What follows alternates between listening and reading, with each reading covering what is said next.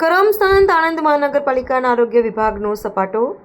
કરમસદ આણંદ મહાનગરપાલિકા વિસ્તારમાં નાગરિકોના સ્વાસ્થ્ય અને સ્વચ્છતાના ધોરણો જળવાઈ રહે તે હેતુસર મહાનગરપાલિકાના કમિશનરશ્રીના સીધા માર્ગદર્શન હેઠળ આરોગ્ય વિભાગ દ્વારા સઘન તપાસ અભિયાન હાથ ધરવામાં આવ્યું છે.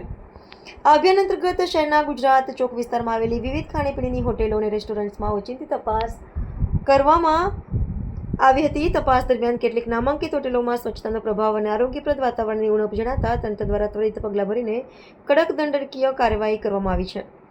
આરોગ્ય વિભાગની આ કાર્યવાહી દરમિયાન 5 જેટલા મુખ્ય ખાદ્ય એકમો સામે દંડ ફટકારવામાં આવ્યો છે, જેમાં બોમ્બે રેસ્ટોરન્ટ અને ઇન્ડિયા ફ્રાય સેન્ટર સામે ગંભીર બેદરકારી બદલ પ્રત્યેકને ₹20,000નો દંડ ફટકારવામાં આવ્યો છે.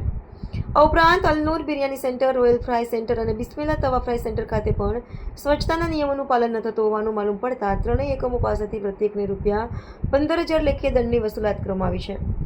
આમ એક જ દિવસની તપાસમાં 5 એકમો પાસેથી કુલ ₹85,000નો દંડ વસૂલી મનપા તંત્રએ કડક સંદેશ આપ્યો છે. મહાનગરપાલિકાના આરોગ્ય વિભાગના ડોક્ટર રાજેશ પટેલના જણાવ્યા મુજબ તપાસ દરમિયાન તમામ એકમોમાં સ્વચ્છતાના નિર્ધારિત માપદંડો જળવાતા ન હોવાનું સામે આવ્યું હતું. ખાદ્ય પદાર્થોની જાળવણી અને રસોઈમાં વપરાતી સામગ્રીની સ્વચ્છતા અંગેની ગંભીર ક્ષતિઓ જોવા મળતા કાર્યવાહી હાથ ધરવામાં આવી છે.